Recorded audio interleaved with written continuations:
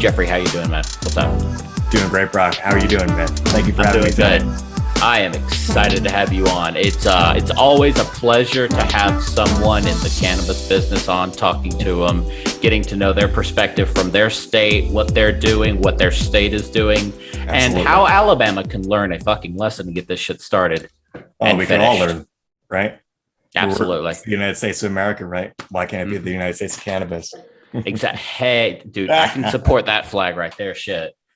So yeah, we made this for a new merch. So yeah, we're getting out there.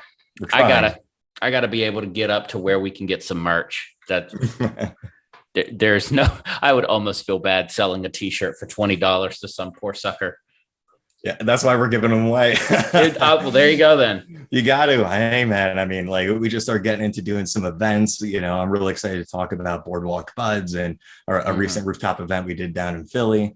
We're trying to really build a community here. We're the CBD department, so we represent retail, education, and community. And by our slogan, we're helping people to create better days, right, across the board. So people, pets, from recovery, yoga, MMA, dogs, sleep, just total relaxation and homeostasis. That we want to bring people into that. We want to introduce people to products that are tested, are third-party approved, are quality, and we want to provide them with the education to get the medicine that they need and solve those problems that they're suffering from. You know, we all have that story of going into a gas station and picking up something and not really knowing if it contains CBD. 2, if it's really going to do anything for me, or 3, like if I'm in a government job or something like that, if I have to worry about getting drug tested, is that going to pop me? There's a lot of questions to ask. So that's what we're here to do, is help answer those and bring the best products to market.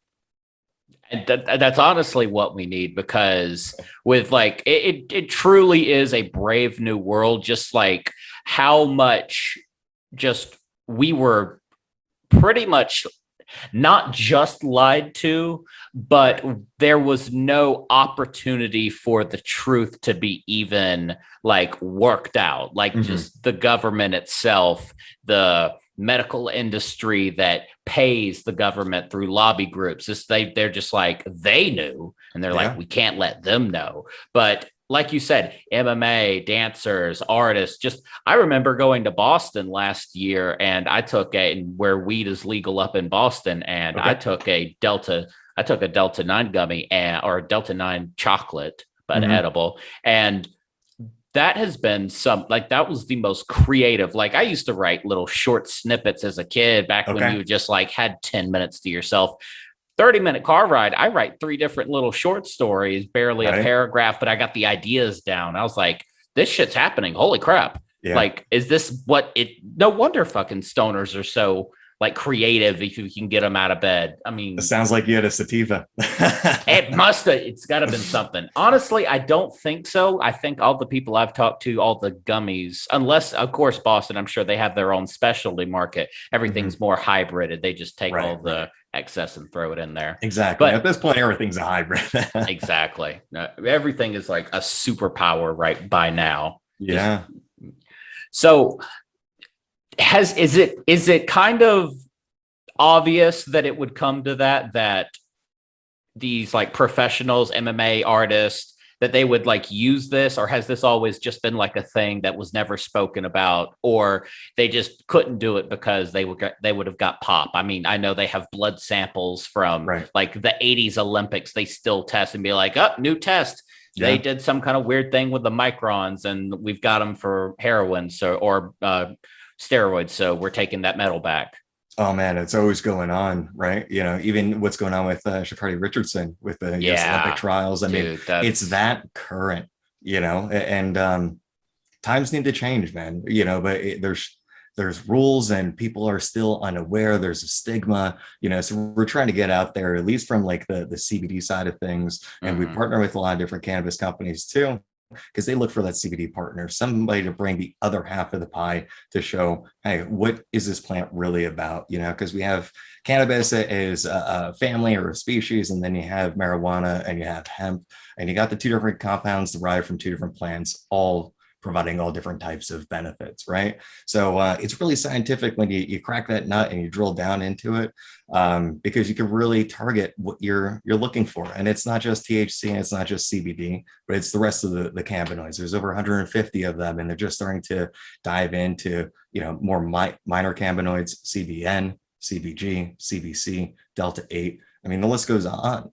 So we're definitely seeing an opportunity for change within the athletic community in terms of just being publicly accepted. There's a lot of athletes now who have come out for years saying that, there's NFL players who would smoke a couple blunts a game, before they even start, and they would get away with it. And now, it's 2020, 2021, the NFL and a couple of the other major league sports, they actually accept their players, using cannabis. And the UFC out in Vegas, they just, allowed their fighters to test positive for the use of cannabis, so it's being removed from the list of banned substances, but it's just not united yet, and that's the real struggle, is that it could be a difference between New Jersey to New York, where we just both legalize recreational marijuana and basically lower the walls on a lot of different boundaries.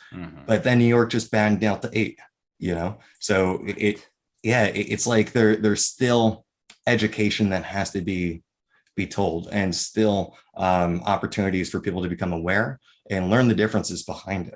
And that's what we try to do, is just provide that best education, provide the best products, and get out there and market to people, the difference that this product makes, from recovery to just general arthritis to sleep. It's incredible. And I don't know if you know this, Brock, but do you remember the ECS system ever being taught back in elementary school? History completely left out the endocannabinoid system, so there's just a big gap in our education. So that's what we're trying to fill. And we're just starting. I mean, we literally launched our company 4/20 of 2020. So it's only been a little over a year and a quarter. We've got a long road ahead of us, but we've made some great progress. We're really excited about the mission that we're on to help people and pets find the best way to begin creating better days. Yeah, absolutely. And like you even say that, like the endocannabinoid system, I'm not like a genius or anything, but myself, if I heard cannabinoid in any kind, like endocannabinoid system, cannabinoid, that's a clear root, that's a clear cause, like that's clearly attached to cannabinoids, right? And I'm sure everyone and their mother, smarter or even a little less smarter than I, would have been like, what are we talking about? What's a cannabinoid? What was that pertaining to cannabis? It's like, how is that? So yeah, it's weird how we were just like, oh, there's a whole, it's like Pluto. We're like, yeah, we're bringing back Pluto. We recognize that as a planet now, right? Again, for whatever reason. You could even back it up further than that. I mean, one thing that we like to do on our Instagram and all of our socials, which is at CBD Department, is to post these hemp facts. And actually, one thing that we actually started doing recently was with our business cards. We actually put all the different hemp facts on top of the business cards. I'm not sure how well you see these. It's not going to focus.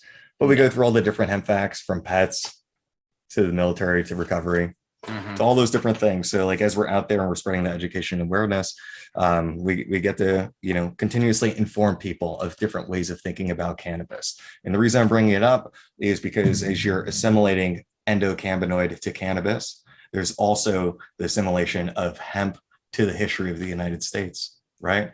Hempville, Hempsburg. I mean, living up here in the Northeast, where they started the early colonization, it used to be illegal not to grow hemp.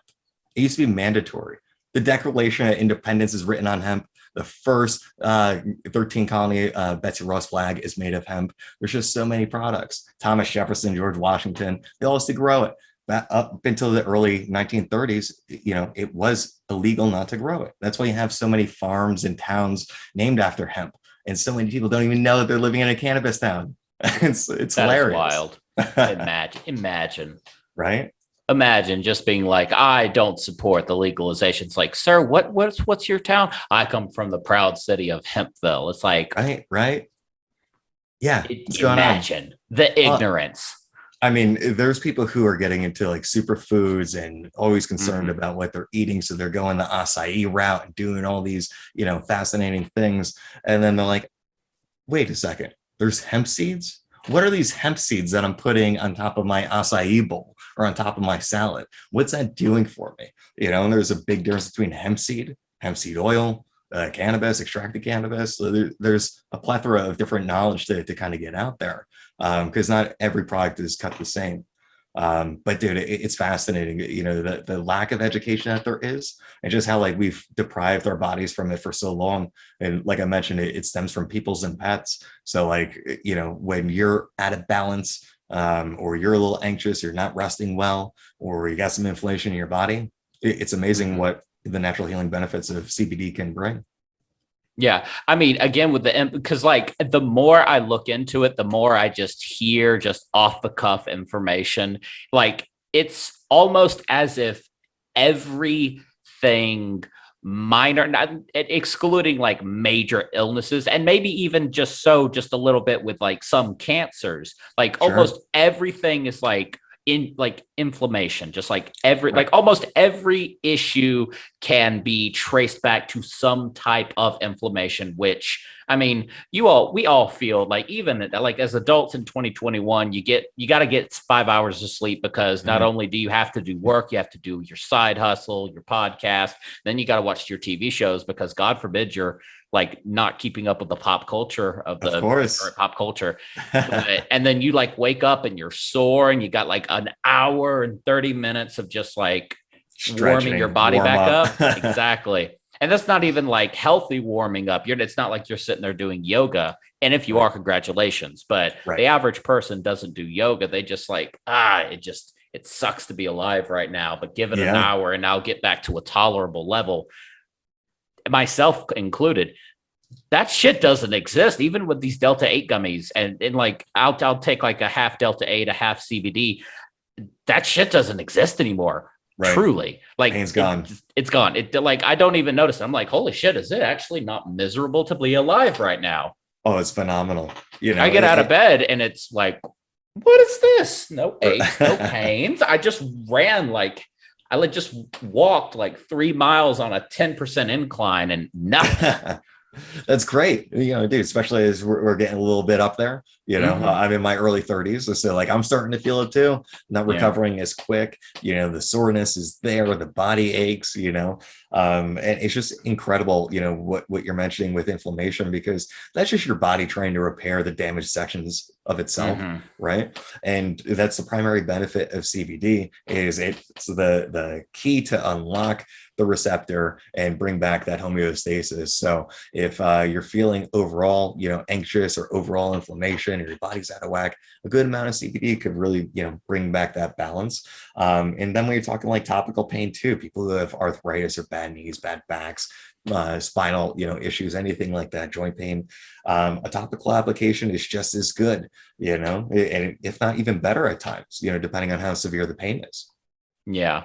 Yeah, it's wild. Even like that, the like a cute keywords I keep hearing is like bioavailability. Like I hear like Mhm. even sometimes like if you just apply it to the area, you may not have as much bioavailability, because some of it cannot, like all of it won't be seeped in, but at least it'll be like directly on the source instead of spread out through in like the Sure. digestion.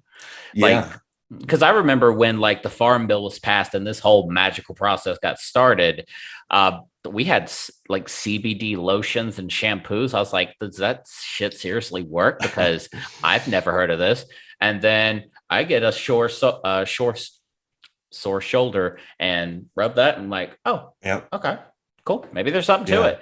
And then just my interest was piqued from there. And of course, you've always heard like, even my dad now, like he's like, do you know why they're called stoners? It's because you can't get them off the couch because they're dead as a stone. I'm like, I myself will almost just not stop going on a treadmill or working out at the gym if you get me dosed up right. Like it's almost like my body's It's just almost the like, you're same just going to keep effect. going. It's almost so that I am so lazy that I don't want to stop what I'm doing regardless of how difficult it is. It's like it's just easier to keep going than to stop. Just keep Oh, it's the going. focus, dude. That's the one thing people forget to really mention about as like a primary benefit. Like, I mean, for somebody who deals with like anxiety and depression, Mm-hmm. I smoke weed just to help me focus, to Yeah. to get all that noise out of the way, just so I could be like, okay, what's priority now? What do I need to focus on? For me, it just like calms me down. It helps bring me back into that Mhm. homeostasis point. And then CBD does a lot of different things for me in a lot of different ways as well. I got probably half a dozen products or listed to my right that I'm like ready to grab and pull up for you. And I definitely want to send you a little care package after this, Brock, because Oh, absolutely. I want to hear about your journey with cannabis and like anything that you've tried. I've know you had a couple of guests who have been talking about, you know, marijuana and advocacy and all those different Mhm. things. So I want to get your perspective a little bit more too, because we're always trying to hear different people's journeys and seeing if there's anything we could do to bring about either more information or guide you through those better days, or just like learn some lessons through your personal experiences. It's great. Oh, absolutely. Yeah, and definitely shout out to the Alabama. Let's see, I think it's the Alabama Cannabis Coalition and Woohoo. Alabama Republicans Against Marijuana Prohibition, ALRAMP. Like those were some of my first marijuana pro advocacy. Like this is like a 65-year-old lady. She's like, I started smoking pot as a freshman and I ain't stopped. Like the Yes. cop knew I was smoking. I'm like, you are a 65-year-old white lady, so you could get away with that, but it's like still it is still a Yeah. federally class 1 drug. So Right. I mean, props to you. So I mean, easily as like a 35-year-old you could have got really busted hard, but I'm sure they're not going to arrest some 55-year-old lady that just likes to mind her own business. Surely they won't do that, but who knows. Yeah. Hey, I mean, being so close to New York and Philadelphia, where they're obviously like just getting adjusted to some of the laws. Oh Um, yeah, we speak to New imagine. Yorkers, dude, even at these festivals we go to, and they're like, "Oh, I'm like rolling down the street, getting ready to spark up, and I see a cop, and I freak out, but the Oh cop my doesn't god. care because everything's legal, everything's Yeah. fine, you know." So like, it's such a prime time or such an opportunity in history to really get involved, to be part of it, to really have an open mind and, you know, be open to changing some perspective and learning about like the benefits that this plant, you know, could provide. I mean, dude, let's be for there's a pug and bacon on this product. Yeah. You know, it's not scary. No, There's nothing that threatening about this. you could remove the word hemp and it just looks like a nice little Yeah, just a treat that makes your yeah, dog's muscles feel like jello when he's not moving. exactly. You know, I have a 3 or 4 year old golden retriever. You know, I'm worried about his hips, you know, when he gets a little Mhm. bit older. Oh, And there, especially as a purebred, because uh, that's unfortunately just yeah, and he stretches out. He'll just like sprawl out on every floor, mhm, every surface. He loves it, but hey, we got to look out for him. So, building a healthy routine and a regimen, I mean, that's what it's all about. CBD mhm, works as one off or as needed, you know, but definitely building a solid routine where you're introducing it to your body in different ways, whether it's a pre or post workout CBD mhm. drink, or you're doing some oil or a gummy or a taffy or something like that to keep you going. But overall, I mean, dude, it's about building that routine because, like we were talking about earlier, the endocannabinoid system, it's so important. We need to learn how to take care of it and what it means to be in perfect balance because at the end of the day, it's the absence of all those bad things. Yeah, I mean, truly. I mean, imagine just like a building having originally 5 pillars, and then just like everyone's like, we don't like that fifth pillar. We're going to take that down. And it's like, why is the building so creaky? Why does it There's feel so weird? weakness. Yes. Why does it like why does it shake a little harder than it no than it should than we feel it should when Right. it's storming outside? And then we add that fifth pillar back in there. It's like this is new, but the building has noticeably changed. Mm-hmm. Hell yeah. I mean, we there's just so much, and we're trying to be really bold and really careful with our research. You know, we Yeah. do everything from research on autism and, like I said, yoga and recovery to pets. Hmm. But there's a lot of different directions you can go. You know, we look at our analytics and see, you know, where our targets are and see kind of where the tails of our audience are as well, because we have everything from, you know, younger college students or athletes getting into CBD for the first time, trying to, you know, reduce that stress and find better sleep, all the way up to older people who, you know, are just trying to get around better, or people who are just trying to find a better way to cope and reduce that pain and that fear and that anxiety. You know, so like I want to get into doing more research around CBD with, you know, more sensitive topics, and by that I mean like CBD with kids and CBD with pregnancy and postpartum depression. There's so much information out there, and we're really looking to build a community where people are interested in sharing these perspectives and their experiences as well. There's so much research, but we want to help people to really, understand the truth behind this plant and all the things that it can do. But there's a lot of gray areas, man, and you got to tread lightly because it's such a sensitive space still.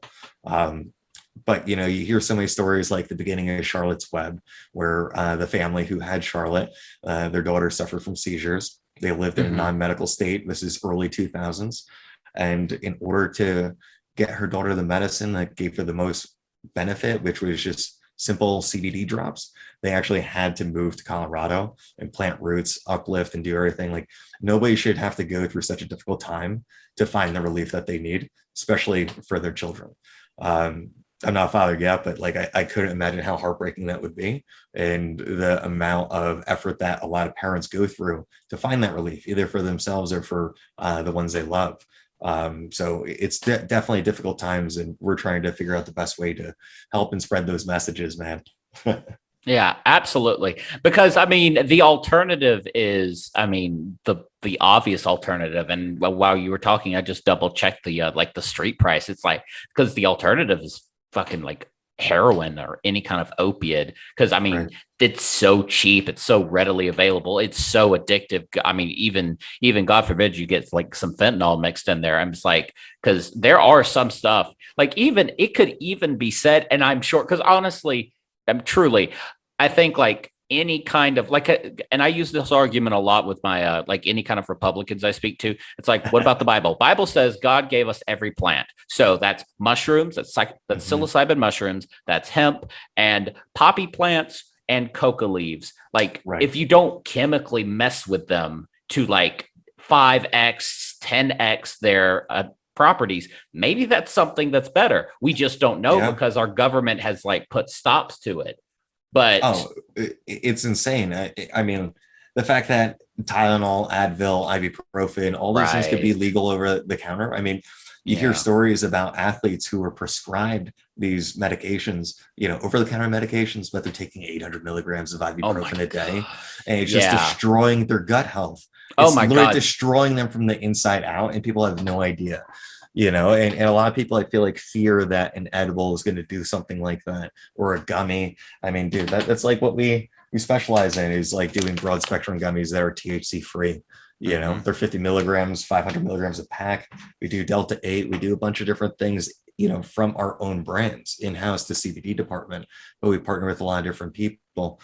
And, it's just like really fascinating to understand the ways that that's processed and how you can avoid certain types of cannabinoids to avoid the pop or whatever it is. Mm-hmm. But there's just so many different solutions, man. Going through it being ingested, whether it's a lozenge, a tincture, or a gummy or an edible, it's going to get processed through your liver. So there's always a different effect than if you apply it topically or if you were to vape or smoke it. So people really just got to do their education. They got to learn about the different ways that it affects them. Yeah, because I mean, even again with like Tylenol and Advil, like, and again, this is another thing. We just either because we just no one was interested. I mean, we have people that their life's work is the study of butterflies, and I don't know how the fuck we haven't figured out about the gut biome by now. Right. But it's literally a second brain. It's 8 billion germs that are either good for you and want like want like cooked meat, whole grain breads, fruits and Mm-hmm. vegetables, or there's the bad bacteria that literally wants you to scoop gallons of ice cream down your throat a day. Right. And it's because I mean these I mean it's even like said like a child who isn't born like through the birth canal doesn't get like rubbed with the mother's natural bacteria, and like if you C-section it out then you get the bacteria on their eyes and lips from like the towel the doctor uses Yeah. to pat them down, and that fucks them up. Like that's I think they said that's like It's like a weight complete loss. Yeah, like it's like It's a complete fabrication, dude. It's the same. It's like reverse stigmatization, exactly. because instead of them being like, oh, weed makes people lazy and dopey and stupid, Yeah. there's enough evidence to show how productive stoners can be and what they can do to really like make an impact. Because you don't want to be dealing with that. You don't want to, get people all doped up in a weird way or give them, No, of like you're course saying, not. like heroin or these like pharmaceuticals that just like it's inappropriate, but that's what has been pushed because that's what we know and that's what we want to focus on. I mean, and honestly, it's because this is kind of like the same argument they have with this my brother actually had this argument. He was actually pretty adamant about this argument. Was his only argument. It's like if you give people like universal basic income, they're just going to sit at the house. And then he was forced to quarantine at the house during COVID. Day 4, he calls me. He's like, I can't fucking stand. Get me out of this house right now. Like my roommates literally won't let me leave because they're so scared about like getting it themselves. Like they like put towels in the door frame and stuff, and they drop food off and Lysol spray the hallway when he gets his food. I'm like, so what about those people that are lazy and won't do anything? He's like, well, some still will, but I'm not. I'm like, well, there you go. Because we're going to have this population regardless. There are people that are it was like an old Dave Chappelle joke. Like if a guy could have sex with a girl and he lives in a box, he would live in a box. You're going to have a percentage of the population that's going to be fine being stoned all the time, living off the government, not doing anything. But the vast majority is going to be, if not more productive. They're going to be like that again, like this stay at home office work. They're breaking numbers. They're shattering records. And I truly thought that this was like, hey, we're finally going to realize we don't need a $50 billion campus at Google. You just make sure Denise has at least whatever the best internet in her house, in her area is, and she can just work from home. But again, they're so stuck in their ways. They're like, nah, you got to come back, Denise. You got to start paying for childcare and pet care again. And people aren't fucking going with it. They're like, no, I like working from home. I don't like driving an hour from work there and back. Hey, they're getting that balance back in their life. Exactly. So 2 hours a day is a lot.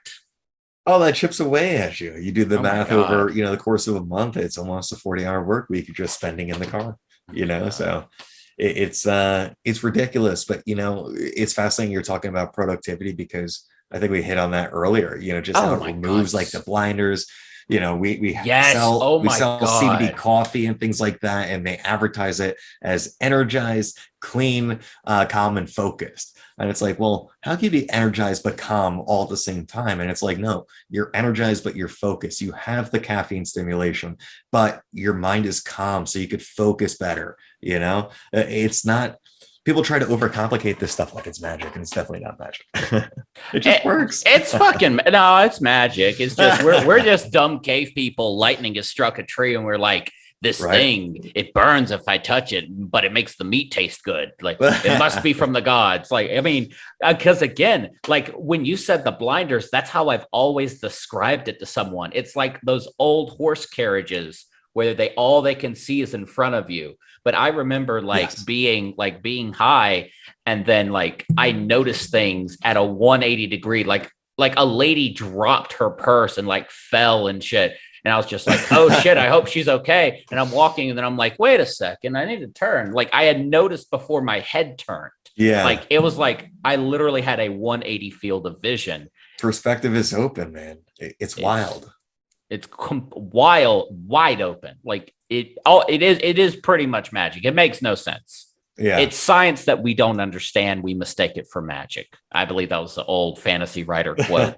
Like no clue. I have no idea where it comes from. But I mean, because you always hear about these like these hunter gatherers, how they were like so one with nature, how they were like so tuned to everything around them. And it's like, do you think that they weren't you don't think that they didn't find a plant that when they chewed on it or when they like added it to the fire and the smoke was a Oh little yeah. thick and stinky, they're like, whoa, you don't think they weren't smart enough to figure that shit out, and then we Oh, just evolved by doing that. I even think seriously. yeah, I think the stone ape theory was because again, we live in Alabama, we have cattle farms. Our dad doesn't like using chemical fertilizer. And we just so happened to find out a couple years back when we were in high school, cow poop produces psilocybin Yes, mushrooms. it does. So, for whatever reason, we follow cows. The Indians followed the buffalo. You don't think they saw something growing out of an old cow turd when they left a couple of days ahead of time before a Yep. hard rain? And they were just like, yeah, fuck it, whatever, we'll see. Because, like, I believe there's an Amazon, a group in the Amazon. They take a root. It has to Yep. be powdered. It has to be fermented. It has to be boiled. To make Then, ayahuasca. Yeah. well, not ayahuasca, but yes, ayahuasca. But it has to go through 10 steps. Every Right. step until that 10th step is poisonous. How many Mhm. people died before they figured Oh, out you got to go 10 steps? that's thousands They of ate years of trial everything. and error. Exactly. They ate everything. So Yeah. yes, they saw a mushroom coming out of cow crap and like, fuck it, let's go. Bobby, Hey, try this out real quick. You're almost dead. So let's see what it does for you. yeah. Hey, believe it or not, living in New Jersey, I actually have cows on 3 sides of my property. So yeah, Yeah. we're out there. We've been up here for better half of like 20 years. So Mm-hmm. we see it, and that's something new that's also popping into the community, and a lot of people still reserve to talk about it. But I've had great success with trying psilocybin, especially for depression and anxiety. I really am hopeful and optimistic about the future, not just for CBD, but for expanding cannabis to marijuana and to psilocybin and psychedelics, so that people can have a more comprehensive approach to dealing with some of these mental issues or some of these internal struggles, physiologically, from pain to mental blockages. They all have their own unique benefits. Psilocybin is very therapeutic, very eye-opening in a perspective manner. Whereas, like, I use THC to relax and calm down and center my mind. That keeps me copacetic, but again, it makes you a little foggy, a little less clear. And then when it goes over to the CBD side, it's like, hey, I'm trying to be in balance. I'm trying to be clear and focused. I just want the pain to go away. I want to do more work. I want to focus better. That's really where I use it in that aspect. Like I said, there's all different prescriptions, I guess you could say, for the different types of medicines that are out there. Well, with 150 cannabinoids, there's a thing for everything, I'm sure. Oh yeah, sleep, inflammation, relaxation, it's all there. Oh, I've never got a better sleep off of 5 hours than when I was high. Like it's almost like I remember the first time I'm like, let's see, why not? And because again, TikTok grabs my ass for 2 hours and I'm like, shit, I fucked that up. But then I wake up, I'm like 5 hours. I'm like, tomorrow's going to be a shitty day. I'm like, was that 5 hours or 8 hours? Holy shit. Right. And like, Yeah, I was like, good. imagine what 8 hours does for you. But I mean, because it's not going to get any better. We're not going to go back to these hunter gatherer days where we're working 30 hours a week for eating and then everything else is just playtime. Like it's going to get, because unless something drastically changes, it seems that it's going to be more work hours for marginally more pay, and then just we expect more of you, like the companies we work for, if that unfortunately what you come to. I mean, I know you and I are trying to break out of it. I mean, hell, even you are probably working 80 hours a week to get this puppy off the ground, but at least it's for yourself. Correct. Oh, and honestly, that was a big change in the last year. I got out of corporate America.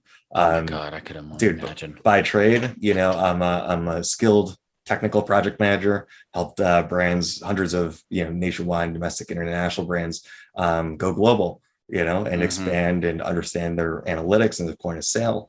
So I use a ton of e-commerce background and helping some small shops start up a website and do product inventory and photos.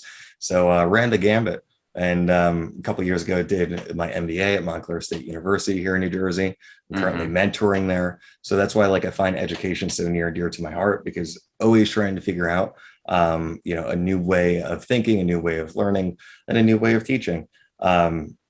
It's basically at the core of everything. But yeah, I mean, without that experience and without that leap of faith and the preparation that got me to here, it wouldn't be possible, man. People got to put in the hard work and really figure it out. But I'm glad I made that jump. It was hard, but it was a decision that I haven't looked back on. So it's just full steam ahead and trying to learn from people like you who are out there doing these podcasts, having the conversations, learning how to speak better, learning how to ask better questions, be more curious, and building a community. I love the diverse background topics that you go through. I saw that even one of the episodes that you did was with one of my great friends, and we're actually the sponsor of them, Three Guys and Cider. Love those guys. And AJ, hey man, they're my guys. We've been working together a little over a year now. They're pretty local to northern New Jersey. They just moved over to PA. But we've shot a couple different cideries together. They do some shout outs for us. Well, I've introduced them to CBD last year. We literally just passed our 1 year anniversary of our recent podcast. So it's cool seeing this, YouTube network kind of come together and people just trying to help each other, because dude, anything we can do to help you grow and give you the exposure, we're always here to do. Because it really takes a lot for people like you and I to put that foot forward and step out and do these things. Oh, absolutely. I even remember a conversation with AJ. He's like, hey, man, you're our podcast guy now. We got you. We're shouting you out. Like, I think how we met, it's like you were doing some promo. It's like tag 3 people. It's like, I mean, they could have tagged their girlfriend. They could have tagged their own personal accounts. They're like, Troll and Badger, BCEW podcast, hook up with this dude, link up. That's where it's at. Sir. I'm like, absolutely, man. Fuck yes. Anything. Just get me more people, get me more conversations. Because again, with the whole getting better at speaking, that's something that is going to drastically just almost disappear, especially with the Gen Zs, because all their stuff it's like, I mean, because I remember there's this one anime, it's Agretzko. It's this weird kind, like it's a really deep anime for like a animated cartoon with like anthropomorphic animals, where this fresh out of college kid goes to work for them, and then every slight, instead of walking up, be like, hey man, I'm sorry, that was on me, he emails the person and then CCs the supervisor. I'm like, holy shit, are you fucking, like, for like the smallest things, like you bumped into me in the office, and then he has like this eloquent kind of oh my god, it's crazy nowadays. Oh my god, like, can you learn how to communicate? Like, I'll say I'm sorry, just fucking don't tell the supervisor, dude. I bumped into you into work. I'm sorry. My bad. Yeah. My bad, bro. Or there's just acronyms everywhere, and I don't even know how to keep up with it anymore. Oh yeah, the acronyms are wild. Oh, and if you don't learn the acronyms, which I mean, I kind of like, I know all 150 original Pokemon, so I don't personally have an out. Like, I'm real big on hypocrisy, and that's base level hypocrisy in my book. Check this out. I watched, like, I remember watching a TikTok where Logan Paul bought that dude's that 10 Charizard. He actually wore that out on his custom chain for his fight. Oh my god, dude. I was like, you're almost not a garbage person, but now he's going through that whole dink doink thing, and I'm just like, oh, there he is. Someone trying to find themselves. Yeah, there he is. But dude, I don't know, man. It's because this younger generation, again, like, they are so engrossed in their devices. I'm sure if I, like, God forbid, I'm married now. If I started dating, and God forbid, let's say like a 20-year-old, a 19-year-old, God, for whatever reason, there's no fucking way I would have a normal conversation over a phone call. It would be a text message. I would call that person. I call younger cousins. They're like, what the fuck are you calling? It's like, grandma is like, who's dying? Why are you calling me? This is an emergency. If they pick up, they're like, it's like, they're like, they just silence me. It's like, why did you call? Who's dying? What's wrong? I'm like, no, I just wanted to talk. It's like, Just it's text easier. me. I can literally turn a 20-minute text conversation to a 5-minute back and forth. They're like, no, exactly. I'm texting like 16 other people who I don't know, which is great because they're talking to people from across the world. But at the same time, this like, You're trying to be efficient. Yeah. Yeah, it's processed. This information you're receiving is processed. It's like processed food. It's not organic. Vocal conversation, a back and forth is organic. Yeah. Running back and forth on someone on Twitter, that's toxic. That's you can't, because you give people time to think as well. So nobody's on their toes. That's like these keyboard warriors. Oh man. Yeah. You give them 5 minutes and they have like 7 different Noam Chomsky, which the man's a genius. But if you twist anyone's words just so, you got him. Like you can't like own someone unless you're like a Ben Shapiro type. And this is literally your job, is to pwn on people. Right. But super intelligent and sophisticated, like people like Ben Shapiro, Stephen Crowder, like, are on top of their shit, so it makes it hard to really argue or debate at times. Yeah, until you run into a Kyle Kalinske or Noam Chomsky and just like, oh, he is a dumb, because they traditionally go for the dumb college student who is used to typing. He's used to that 5-minute quick look up. Where's these facts that are a little bit more biased that I can link up, and then he's like, oh, you're denying the facts, they're right in front of you. But it's, again, the back and forth. It's, again, and that's why they are so prevalent, is because even if a Noam Chomsky or Kyle Kalinske can easily just be like, no, that's wrong. Here's why you're wrong. And here's why this point is right. That person made was right. Mm-hmm. They're so good at speaking. They're so good at articulating that it's just like, oh, he's got to be right because it just came out of his mouth. He didn't need that 5 minutes conversation. The guy's just stuttering. It's like, I don't have my 5 minutes. The clock's running. Yeah, and I guess that's kind of like, I guess the paradox that text and verbal finds itself in, right?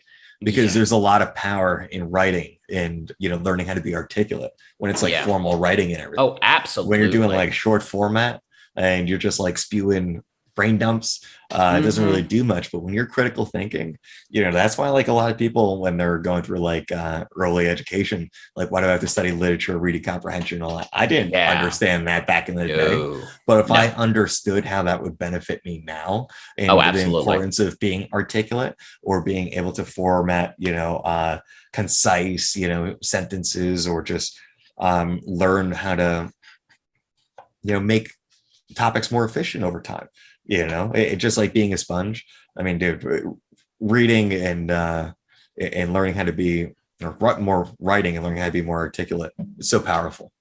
Absolutely, especially as a podcaster. If I didn't know you, let's say you were about 3 years older, you're a bit more successful, you're a bit more picky about who you choose. And I'm like, sup, bro, like your company, want to chat about it? You're going to be like, loser, go away. But if I'm like, hello, CBD department. My name is Brock. I run the Brock Conversation for the End of the World podcast. I'm really interested in all you're doing in the cannabis field, its advocacy and its promotion through the healthy benefits and blah, blah, blah. Like, that's just gold. Like, I got 5 subscribers. And he's like, bro, you're going somewhere. Or at least you're giving off the impression that you're going somewhere. Yeah. And I mean, you're kind of hitting on a good topic, which is just like the importance of professionalism. And even what we're doing. And, it sounds like you're a corporate guy as well. So you carry that forward. No, not a corporate guy? No, not at all. Oh, dude. So 3 years of, so it's all warehouse work, literally all warehouse work, but the safety goggles you had, or the safety earmuffs they had you wear, tiny little earbuds with audiobooks playing 8 hours a day, 6 days a week for 3 years. That's shit. More than I've ever learned from school. I am drastically smarter than 3 years ago me. Helmet. Far more articulate. Amazing. Oh, yeah, no, I'm telling you, audiobooks are where it's fucking at. I think the education system's in danger. Oh, no. Have you ever seen Ready Player One? Have you ever read that? No, actually, no, I have not. Well, it's not as spoilery, but because the book had so many different things, so many different licenses that they had to just really like they had to go after the cheapest shit possible for the movie. But the VR system, there was a planet. Each planet were cut into like 7 quadrants or whatever, Okay. and each quadrant had a school in it. So they went to virtual school, and then the teacher would clap their hands. And today it's Egyptology. So boom, we're standing right outside the pyramids. And then he like starts manipulating everything, taking apart the pyramids. Here's the throne room. There's the dungeons, the traps, amazing. And just Jeff Bezos, he's starting a free pre-K system. How quickly does that, like, how many bugs needs to be worked out of that system until private schools are like, hey, we don't necessarily like paying these teachers because, you know, they start striking, they start wanting paid overtime instead of salary. What happens if we just grab some rando out of college and those fuckers refresh every 4 years? The hell every year, but really majorly every 4 years generationally. So we just start cranking them out, and all they got to do is learn. Like, who doesn't want to, like, boom, you're at the bottom of the ocean and I'm summoning a manta ray as it swims by the glass. That's an amazing job. So, oh my God. Who wouldn't want to do that? Yeah. I will go back to school. I will go back to elementary school and just be like, I deserve to live this because it was robbed from me. I was not born in the right time. I deserve this as a person. Right. Hey man, it's just changing times. I mean, even right now, I have 2 very close like family members who are both teachers in New Jersey and in New York City, and they actually retired this year. Oh, you know, because that's of everything happened a lot. Yeah. So like teachers are dropping like left and right, but then there's schools that aren't paying adequately where, you know, like my sister-in-law has to drive like an hour and 15 minutes all the way from corner to corner in New Jersey just to like get to her school job, her teaching job, you know, and it's rough, you know, it shouldn't be that complicated, especially as education is becoming more easily available to people. Like, I feel like I'm learning every day. And I feel like I learn more now than I did when I was outside of school because I'm curious, but I'm curious about the things that interest me and that I could benefit from, or what I'm trying to go down a rabbit hole to solve. You know, nobody really helped me start CBD department from scratch. Like, I took my experience and, you know, went on YouTube and talked to people and just did investigative research and put together a concept. And then through every day of the grind, just figured it out. Like, every day there's just a little bit more that we're tweaking, and the concept isn't done yet. It's never done. It's never going to be done with whatever we do, you know? So it takes certain people to recognize that and to always be, you know, a student for life. Dude, it's beautiful. Yeah, and honestly, that's something like I've always ran into the same thing, like because I wasn't the only person that discovered, hey, wireless earbuds really fit in your ears comfortably under these protection muffs. But everybody else was legitimately, some people were having full phone calls, and myself have done this when I wasn't like too, like, obviously if I'm like doing something busy or like dangerous, I would be like, hey, no, hang on for a second, buddy. But listening to music, the same 100 pieces of music, or if they were connected to Wi-Fi, which thankfully we were, because we were using Wi-Fi systems with our computers for the forklifting, you would have your Spotify on. But what if you turn that Spotify playlist into an Audible playlist? Right. What like, you get some Noel Yuval Harari, get some Sapiens, get some Homo Deus, get some 12 Things for Humanity. Yeah, that's an 8-hour book. That's a day. Yeah. Listen to it a couple more times. You could go through a book in a day. Yeah. Yeah, exactly. And if it's a 12-hour book, put it at 1.3 times speed. Yeah. You can listen to 1.3 times speed. Netflix has that shit activated for a reason. We can comprehend that shit, and we probably want to because we can get more information, more media out of the way quicker. Yeah. Like, God knows how many times I've listened to Sapiens, how many times I've listened to Edward Snowden's, like, because I'm in the South. As far as I was concerned, Edward Snowden was a fucking filthy criminal who put American lives in jeopardy and Right. just so happened to claim the CIA was spying on us. That never happened. It's been proven multiple times, but that was something that an uneducated person, if they got a hold of the wrong person on CNN or Fox News, then how do they know?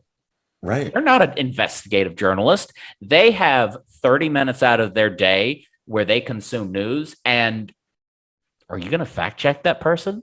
It's supposed to be Fox, fair and balanced, not we need to keep up with these CIA agents that we have on our shows as like they come on and start talking to us about Syria. And they said, hey, look, if you just plant this little thing that may or may not be true, we can't confirm or deny because that's what we do.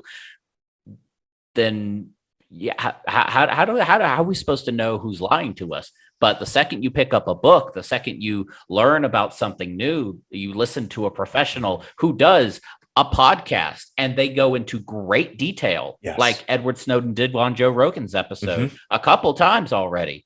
You get the entire story. He was working for the CIA. He wasn't some rogue dude from Dell. It was a cover because that's what they do. Yeah, dude, it happens all the time. You know, the media just portrays the message that they want the public to hear. Exactly. You know, you probably see like these compilations where it's literally the same message being repeated through all the different news stations. And it's so who's writing that and handing that out and be like, okay, there's a mass comm that's going out to all news stations throughout the states verbatim. I think it's one company. I think it's like the morgue. Man. Yeah, no, because it is. This was a Kyle Kalinske video. I watch this video whenever I get too trusting of any kind of corporate media. Bring it back to reality. They do the same fucking thing with mom and pop morgues. They have oh my god, dude, I'm gonna fucking flip your world. Yeah, tell me. let's say you got George and Denise. They're a little weird, but they're undertakers, and maybe their son follows in their footsteps. But here comes the B&C mortuary conglomeration, and they're like, "Hey, we're gonna buy you out, but you're gonna work for us because the town knows you. But you're also going to work for us. You get a little bit of money, and like we bump your salary, but we own you." Like we own your company.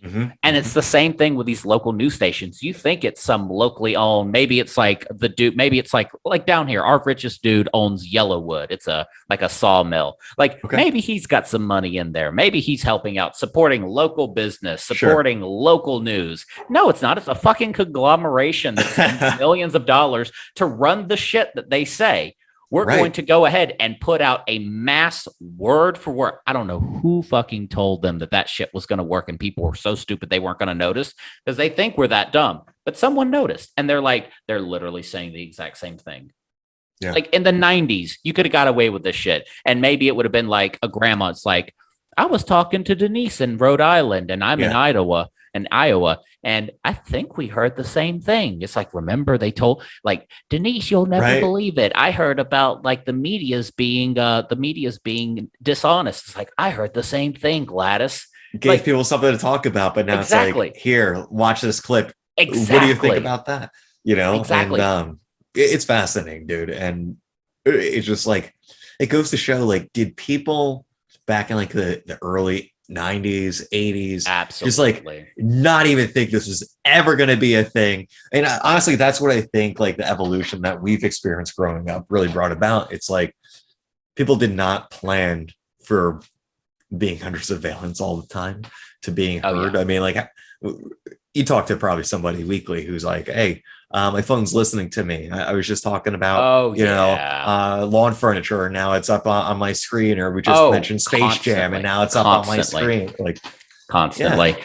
Dude, that shit happens with me. Honestly, it's kind of nice sometimes because like I'll look up something, not find anything, and then face a targeted Facebook ad. It's like, dude, here's the exact thing you like, and we know you. Because like I think they said Facebook, if you give Facebook 50 reactions and comments to a post, they will know you better. That I think 5 is better than an acquaintance. Okay. 15 is better than a friend. And 50 is better than your own parents. That's like insane. They can target you. They're like, okay, so based off of the billions of people that we have access to. You start in the traditional cis male group. Now you're a little bit more on the fantasy side. Maybe you like Pokemon a bit more. Okay, here's what all these Pokemon people got in common. Okay, that means you like anime. All right, that's even better. We got more information, more focus groups. We've got you. 50 things, we fucking got you. Yeah. And we can predict what you'll like. It's insane. When I was going through my MBA, that's why I studied was analytics.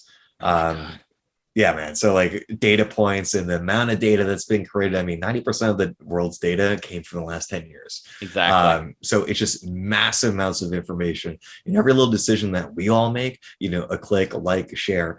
I mean, it's literally the definition of infinity, because there's somebody out there creating the content that you want or you're looking for, and it's getting uploaded, if not today, tomorrow at some point, and it's always coming in together. And it's only a matter of time before you articulate the right question in the platform to find what you're looking for. And now that's plugged into you, because that's all it is. It's a cybernetic connector for all these organic organisms that are connected to this iPhone or the Android or whatever piece of internet device they have. And we just feed it all. That's like the scary thing, especially when they talk about like AI, like we're all actively like powering it. So as long as we're all making, like I say, like mostly good decisions, exactly, I think we're probably in a good place. But yeah, we're probably fine. But then like they start manipulating you. Like Netflix is like, you've seen Pokemon, or you watch anime, you watch Pokemon. You know what we think you'll like? K-dramas, Korean dramas. Guess what? I fucking love them now. I watch like 2 or 3 K-dramas a month now. It's like, I'd have never known. But Netflix is just like, hey, people who like Pokemon, people who like anime, people who like adventure stuff, they also like K-drama. So let's throw you one. And they even have like targeted, I believe there was a couple of, I think it was the 13 Reasons Why, because they had a lot of stuff, but there was a smaller controversy within that where Black users were getting the Black girl in 13 Reasons Why in the promo picture of the series. So they were they knew they were Black off of their viewing habits. Then they threw up a Black person as just like, here's just another Black person in another show. Come on and watch. It's like, I don't doubt that happened. They guessed their race off of what they watched. That's fucking witchcraft. That makes no sense. Yeah, that makes no sense. Yeah, I could never do. No normal person could ever do that. I mean, people are plugging in those basics, right? Your age, your race, where you live. No, but Netflix doesn't even need that. It just uses your IP address. Oh, true, for Netflix. Yes. Netflix. Yes. No, you don't put in your age or race. Yeah. No, I was thinking like Facebook or Instagram. But you're right, of for course. Netflix. Do you think they do it by area? Like, do you think it's by like a target area? Possibly, but again, let's say, this person's watched Dear White People 6 times. Our analytics show there's a 70% reason that this person's Black, and if they're not Black, they're a white person dating a Black person. So that's almost even better, because they like sharing cultures now. It's like we have 2 cultures we can target instead of 1. Makes sense. My wife is a lot of Schitt's Creek, so I get all of those recommendations popping up. Yeah, if that dude's in a new show, Schitt's Creek is it's serialized. So people who watch that show almost don't watch it for the show anymore. They watch it because they love the person. Correct. So if my family, they just play it on repeat all the time. If that dude goes into another movie, it may be that dude. It may not even be Schitt's Creek anymore. This dude may be a stone cold mercenary with one eye, but it's that actor, and you're gonna fucking watch him because you love that guy. You love everything about him. He can't do anything wrong. He's build relationships. Pratt. Yeah, exactly. Yeah, man. I think that's what they tried doing with Chris Pratt's newest movie, The Tomorrow War, because that movie objectively sucked. But it's Chris Pratt, and I fucking watched it because I love Chris Pratt. He's the man, dude. I love Chris. Dude. He's the man. But I'm telling you. And again, like with all this other stuff, like we're literally pawns. We're fucking monkeys in the zoo, and they're just like, look what happens if we throw this banana. They start fighting. It's so cute. It's like, and that goes again with like Russian disinformation campaigns. I believe there was a thing in Texas where they had a Texas separatist group meet with an Islamic pride group, and they had not even opposing, but they had meetings or gatherings, protest on the same day, street adjacent from each other. Why would you even do that? Because they can do it. Of course. Because you have a TikTok account where you post entire movies, you get 100,000 followers, then you delete all the videos, change your name, sell the username to somebody else, and now some blonde chick in Wisconsin who wants to move to LA paid $300 to this guy, and now she has 150,000 followers on TikTok, and it's like, hey, she's hot, fuck it, I'll follow her. Right. Oh man. Maybe you lose 20,000 followers, but it's a hard way of manipulating the system. Yeah, it really is. But organic is the way to go. And, it really is. It's fascinating because we kind of like talk about we touch upon a bunch of different topics, and I don't know if you want to have a little bit of a fun chat for a little bit, just talking about what's going on with like the UFO report, or if you're into any of that stuff. Yeah, of course I am. Facebook already knew that, and they told you about that shit. Right. Yeah, man. It's end of the world, right? Yeah. Honestly, would it be right to not discuss it? That's where I got this name from. Because this was the tag that I used in the earlier episodes. Like, because my first episode was with my best friend, Justin Watson. Like, I mean, this dude, this man lives the most simplistic life. It's almost refreshing. He goes to community college for 2 years. He gets his A&P license. He starts making $60K over on a military base. He drives the same Toyota Tacoma he drove in high school. He goes to work. He comes back, plays video games, fucks around a little bit on Tinder. Maybe he finds a girlfriend for a month or two. Maybe he doesn't. He doesn't really care. Yeah. He's just living and enjoying. And then when he gets his days off, he takes a week off, and then he goes somewhere. We go somewhere with him, or he stays at the house and plays games and watches movies. That's sweet.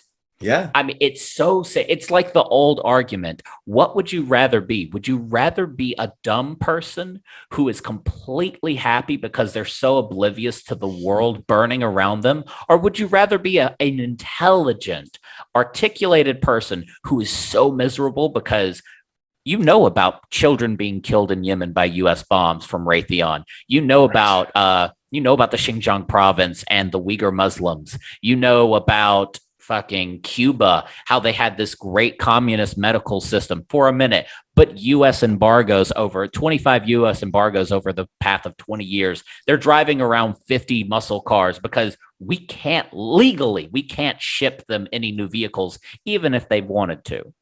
Yeah, that red pill does a lot. the red pill is so fucked up. And then you don't have anything to mellow you out. You don't have your CBD coffee. You have to take an opiate. You have to take a Xanax. You have to that's the type of stuff that you're taking when it's like, all right, how do I go deeper? How do I learn more? How do I become more aware and open-minded? But then it's like, oh shit, there's some stuff out here that can go either way, especially like now with all like the CGI and people being all do like deep fakes and everything. Oh my God. Like, when are we going to see? When are we we almost saw it with the Nancy Pelosi video where they slowed it down just a bit and it sounded like she was slurring her words. How close are why has this not happened? Why have we not had a fake sex tape of a major political figure? What? Seriously? That's not fucking happened? Bill Clinton's fucked Monica Lewinsky, and we don't have anything on anyone. Yeah. We don't have like a fake a ton gay of sex tape. Children too. Exactly. Like we've had so many anti-gay Republicans caught in hotel rooms with male prostitutes. Why haven't we just faked that shit? We have the technology. Like, what? Seriously? No one's thought of this shit. There's like videos that pop up as recommendations on like my YouTube of how these deep fakes are made or how to create one. I'm like, I don't want to learn any of that. Like, I want Yeah, the I real do. information. Yeah, I do. I kind of do. Fucking hysterical. Right. Yeah, you do. No, I thought we were going to get some truth though with that UFO report that they were promising, and Yeah. what a big bunch of wasted time and disappointment. Essentially, they're like, yeah, Yeah. that shit up there, it's real.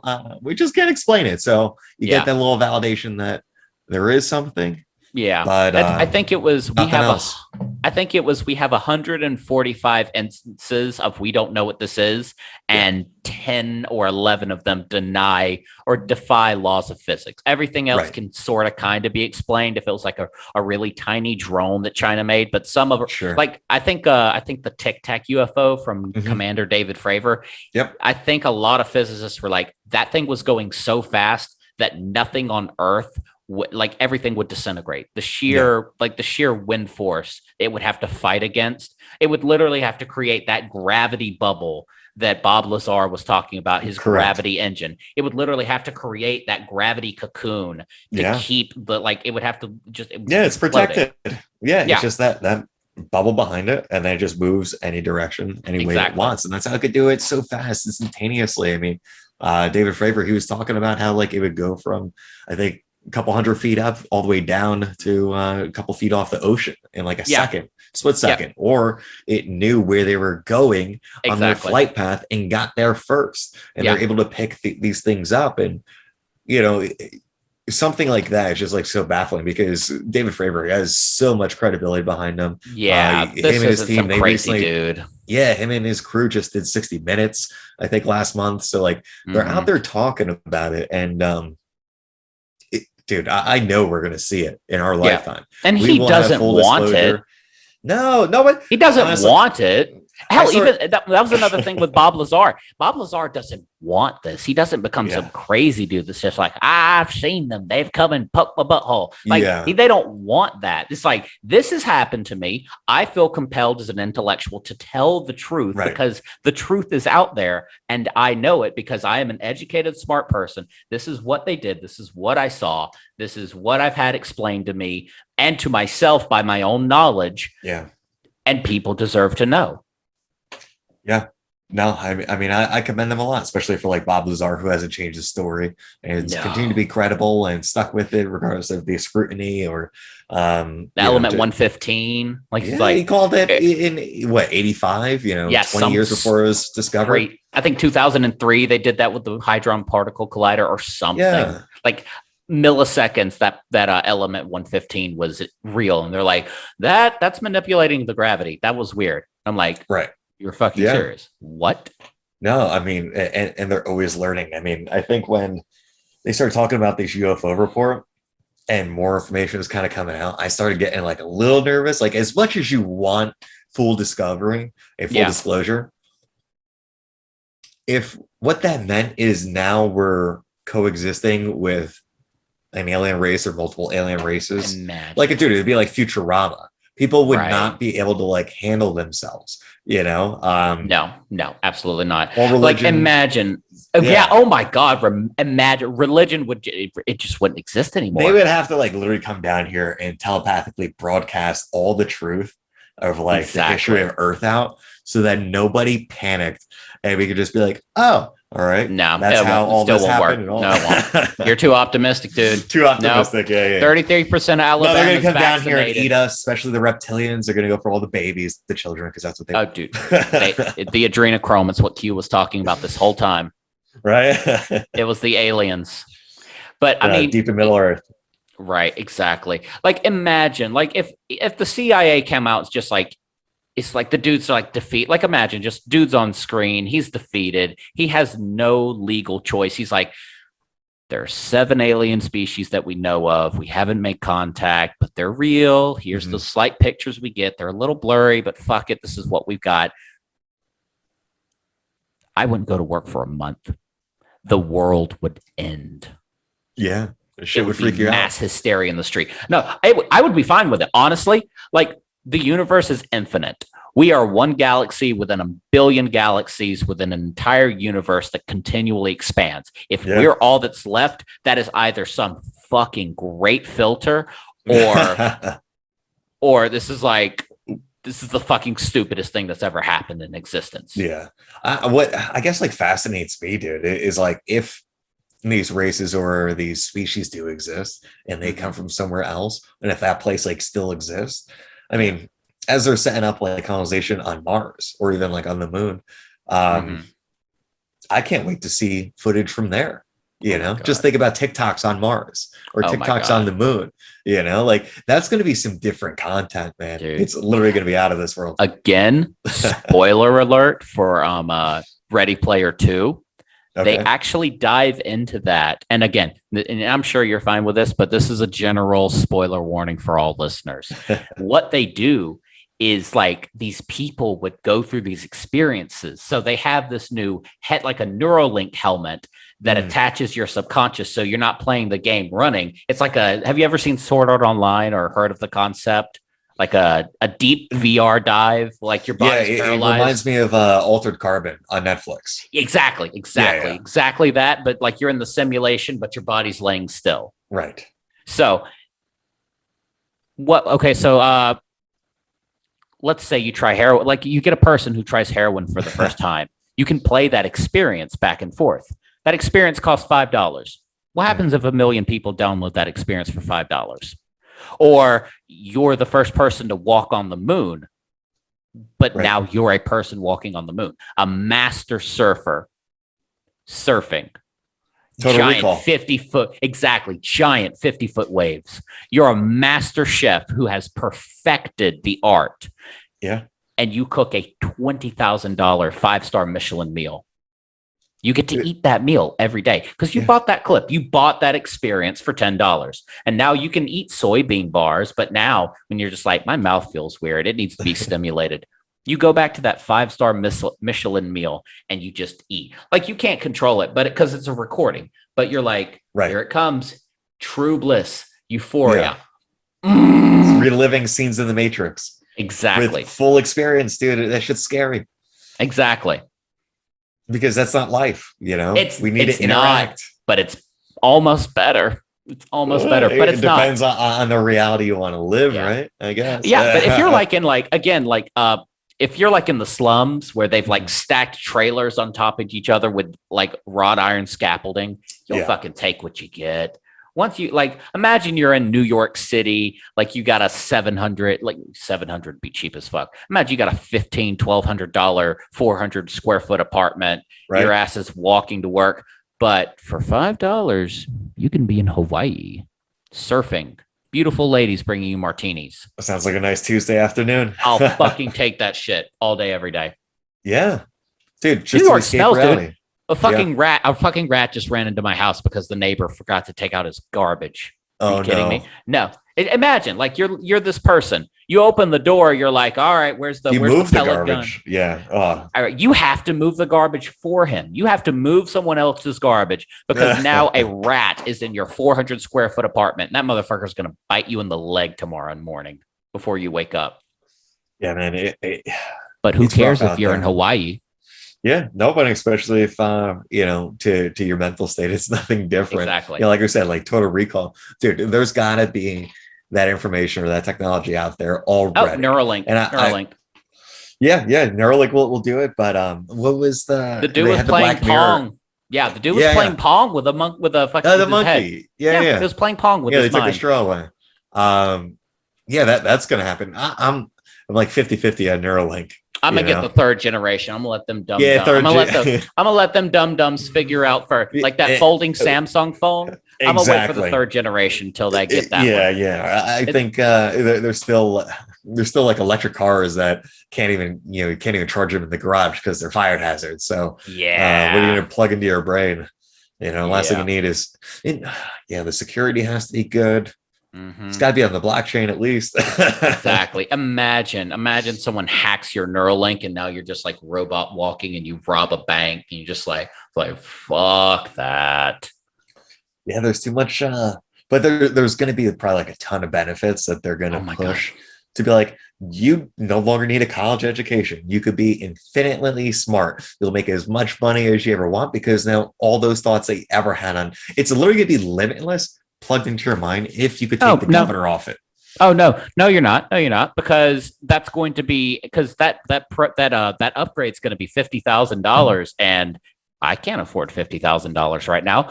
If it made me the smartest man in the world, and I can make as much money as humanly possible, and I want, like, if I was to live in squalor Yeah, for the year or two it took my infinitely smart brain to pay off, who says the bank's going to give me that money? true. Or then It it's needs to going be to be cash. exactly, that shit's got to be cash, Yeah, dude. or I'm not approved for the loan. Because You're just but what happens when the governor's kid's like, Daddy, I would like to be infinitely smarter. I'd require this upgrade. He's like, of course, my son, I will get to you post haste.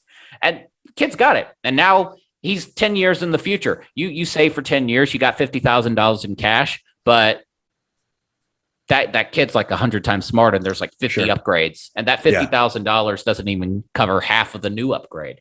It sounds like they need a new UBI, Universal Exactly. Basic Intelligence, right? Exactly. Honestly, that's what it's going to come to. It's because it's not equality of outcome, it's equality of opportunity, because you got that Correct. same posh dude whose daddy will buy him whatever he want, or you've got some dude in the slums in that 400 square foot apartment who's barely Mhm. making it in New York. It's Right. like, who says if that, because again, that universal basic income, I believe, is a place out of California. This dude could not for the life of him find anything, but then he got that $500 a month, and he was able to take off a couple of days or skip work, get points or whatever, interview for a Right. new job. Now he's making 70K a year because he Changed found his a life. better job. Exactly. Yeah. Yeah. Yeah. Like I said, dude, people got to put the work in and they got to be willing to do it and find their way, you know? Yeah, But it doesn't have to be complicated. Everybody has their own different drivers, right? Like your one friend exactly. who just likes to drive his Tacoma and play some games. Dude, simple isn't always a bad thing. Exactly. I'm in, and then again, you have to have the people that care, because until so you're either going to care about something one or two ways. You are so comfortable in life that free time is available to you, Mhm. or you have these pathways open by a psychedelic experience. You're either Ultimately. going to, so you're, because I mean, because again, I presume by what you said before, you're a person who's experimented with psilocybin. Mhm.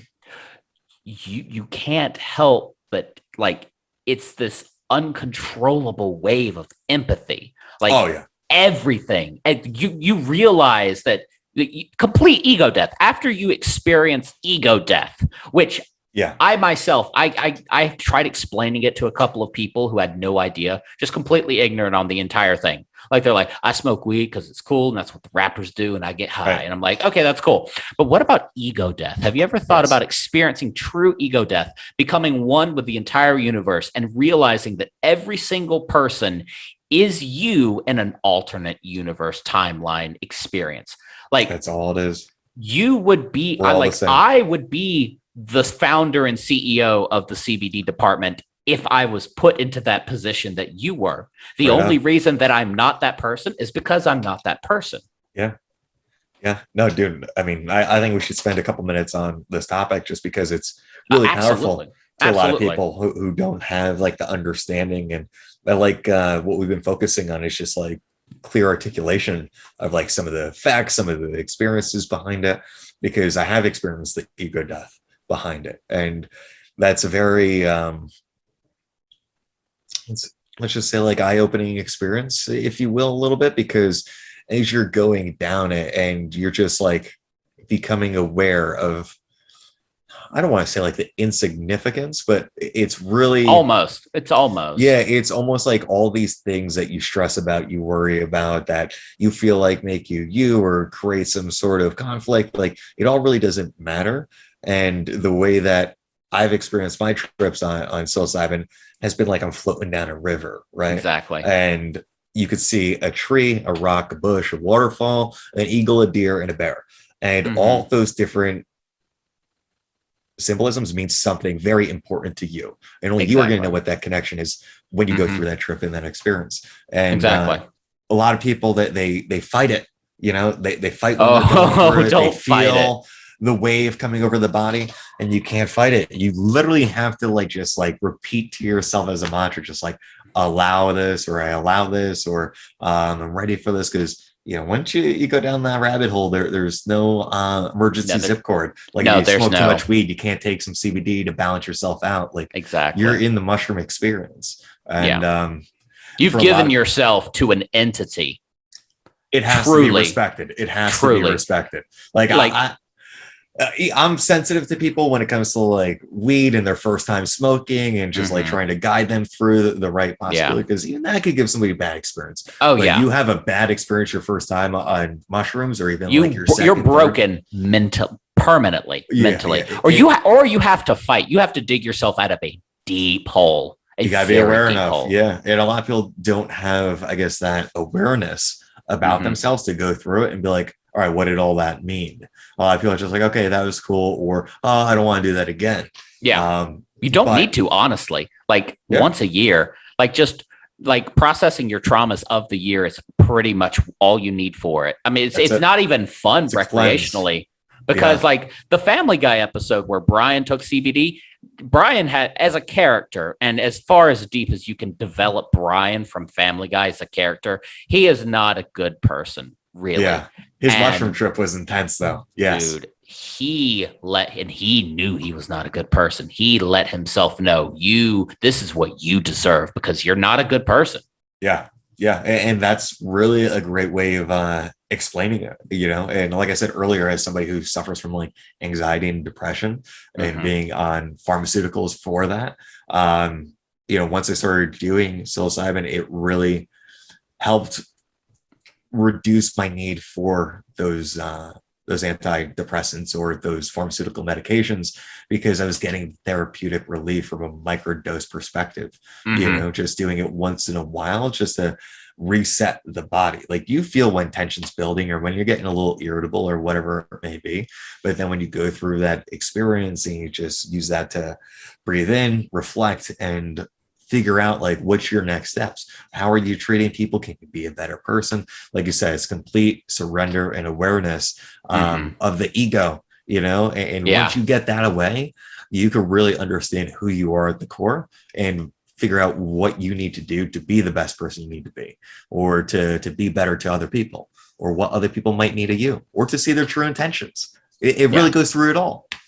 It really does. And even myself, like I've tried explaining this to other people. I've tried like articulating it, because I mean, when you're high, you can really articulate stuff, and then I'll record myself, like, and then I'll listen back to it, and like, that's it. Cause you can't really, but when I had my initial mushroom trip, I don't know if this is like some softcore schizophrenia or whatever it is, but whenever I'm like really there, whenever I'm really alone with myself and under the influence of not alcohol, but just like of something natural, psilocybin, Delta 8, Delta 9, whatever have you, there is this, I don't know if it's a schizophrenic, I don't know if it's the id and the ego, but I become the id and the ego talking to each other. And the ego, he does not like not being in control. So the smallest thing, I think my camera died. Damn, that'd be all right. But just whatever happens is he wants to be in control of everything all the time. And whenever he's not in that control, he starts panicking. He starts, I want this, I want that. It needs to be my way or the highway. And then the id is just sitting there laughing, because, hey man, it's like, this is what happens. You need to surrender to this. But it's so weird, because there is me who feels this way, who is upset at what's happening. But there's also another part of me. It's like, dude, this is no big deal. Like, just calm down. None of this is real. That's like, these emotions. These emotions that you're feeling aren't real. You're making yourself feel these emotions so that you can somehow grab some semblance of control, because you can't control the situation that's happening, but you can control how you're reacting to it, and you choose to react negatively. Yeah. Yeah. Dude, it's all about your reaction, and how you perceive these experiences. At the end of the day, I mean, your ego doesn't want to die. It does not want to die. That's what gives you the confidence to get out of bed, to push forward, to go out there and face these hard times. I'm the shit. I'm gonna become the shit. I'm gonna push through this and be the shit. Right. But once you realize that none of that matters, that everyone else is doing the exact same thing, and that does not make you special because you got out of bed. Yeah.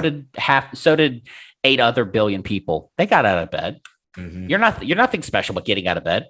You think you're the shit because you went to work and you worked 8 hours a day with a boss that you hate and a coworker that you would easily strangle to death.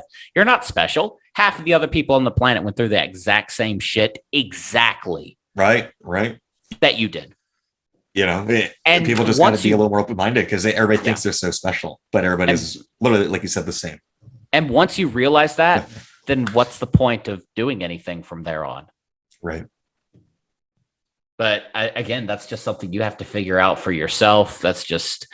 And really, I mean, psilocybin opens that door, but cannabis really lets you talk to yourself and process it.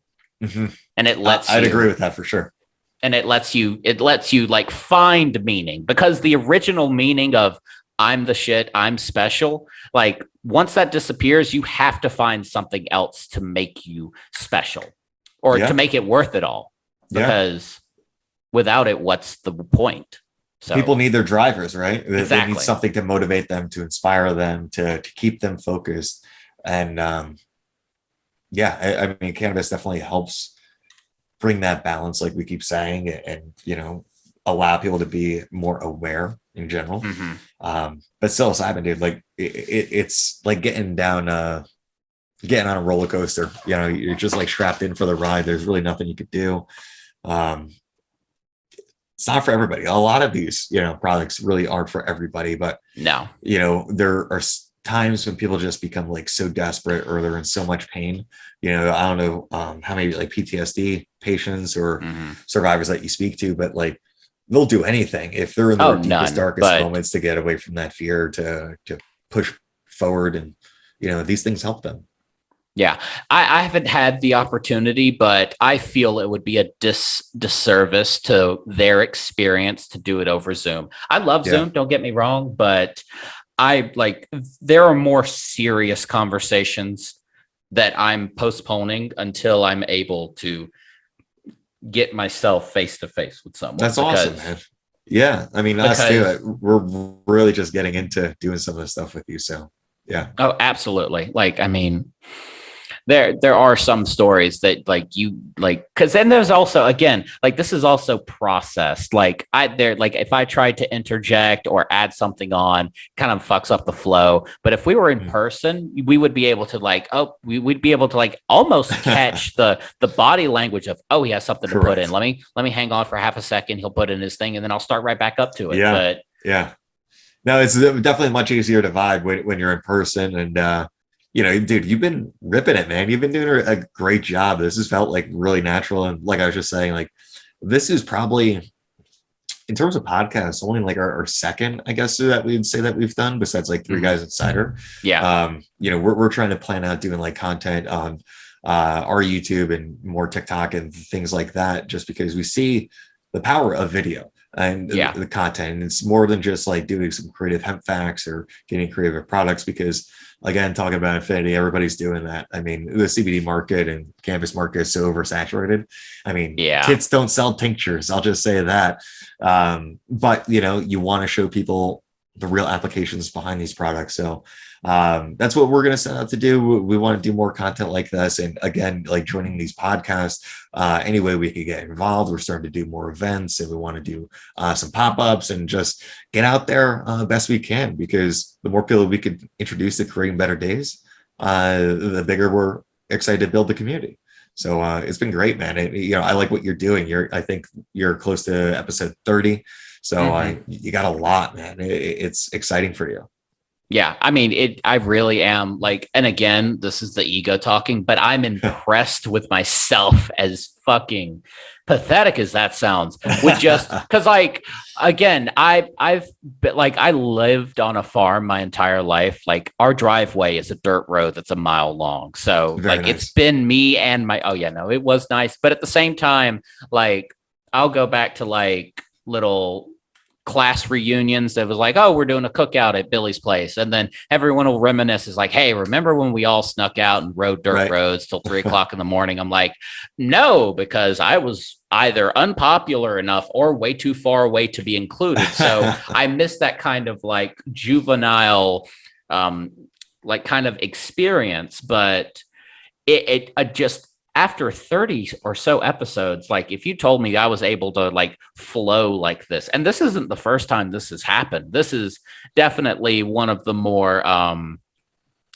faceted discussions I've had, where it's like all of UFOs, weed, psilocybin, ego death. Like we went into the bushes. Yes, sir. Like, but there's always fun stuff to talk about, man. No, absolutely. You don't want to keep, because I mean, if we were to sit here and speak for an hour and 30 minutes on CBD and all the benefits, I mean, I could do that. It's not going to be the most interesting thing. But if it's like, hey, you're going to go home, you're going to chop this up, and it's going to be like, hey, we're talking weed, mushrooms. Like, how does this all connect? Like, that's what's going to keep people sitting down and wanting to watch. That's the thing. But that's the thing. Yes. It all connects. It does. It all connects some way, because everything is connected. Yeah. But again, I love what you're doing. That's why I have you on the show. This is truly, and this is I actually thought of this today and updated it as my channel description, living vicariously through my guest. This is truly what this channel is about, because I can't be three guys in cider where I go to different cideries and talk about where they came from, what they did. Right. I don't have the money. I don't have the time. I necessarily don't have the experience or the know-how, but I can talk to the people that do. Mm-hmm. I'm not a person that quit corporate America to start a cannabis business and advocacy, but I can talk to someone who is. Sure. And that's what it is. It's the understanding and education of yourself to these other people that you can live vicariously through, because it's all connected. I can gain a modicum of experience, never as much as your own or three guys in cider. Sure. But again, it's the old saying, a master of many is a master of none, but a master of many is better than some. So that was the completion of that, because that old thing is like, stick to your one thing. Don't try to branch out, because you're never going to have enough time to do everything perfectly, but you will do everything good enough to where you can understand, to where you can comprehend and conversate. And those people who want to focus and specialize, they make that their thing. Exactly. But for people like you and I know a bunch of other people like this as well, we get a lot of fulfillment and satisfaction about learning and conversing with other people and learning about their experiences, because talking three guys in cider, I love them too. I like cider, but their passion, their dedication towards that craft is what makes them who they are. And I'm glad I get to be a part of it in the way that I could contribute. And again, Dave, like you said, you kind of teed it up so perfectly. You're living vicariously through all these guests. You're getting all that experience. I mean, you get up to your 19 or 2100 podcast episodes like Joe Rogan, and just imagine the in-depth conversations you're going to have with all the different guests. I mean, just keep it up, Rock. I mean, this has been a lot of fun, really enjoyable for me. I'm glad we talked about so many topics outside of just CBD. You're a great host. You made me feel really comfortable, and I really hope we could do this again sometime, or if there's anything that we can do in terms of like a collaboration. We didn't really talk much about like the team as well, but we have a couple professional fighters on the team. Tommy Espinosa, he's local to New Jersey. He actually helped us bring together this knockout Delta 8 line, so it's 50 milligrams of Delta 8 THC, 1,500 milligrams in a bottle. Brand new product by Tommy. We're trying to do a full knockout line with him. So we could always introduce Tommy, or you could talk to Tommy separately. Absolutely. Dude, I would love a fighter. Honestly, I would love to have a fighter on. But again, let everyone know where they can get you from. We will definitely throw your Instagram, your Facebook, your TikTok, your website in the description of this video. It will be down there. And Thank you. I've been a lot more. I've said that before and like kind of forgotten, but it's always been in the Instagram. But I'm really going to have to start getting more serious as I find people who I start believing in more and who I want to succeed. And you're definitely someone that we're definitely building that type of relationship. So let everybody know where they can find you. You can find us on all socials at CBD Department. The website is thecbddepartment.com, and you can email us at info@thecbddepartment.com. Thank you, guys. Brock, it's been a pleasure working with you tonight. Absolutely, man. I'll talk to you later. Bye, everybody. Bye.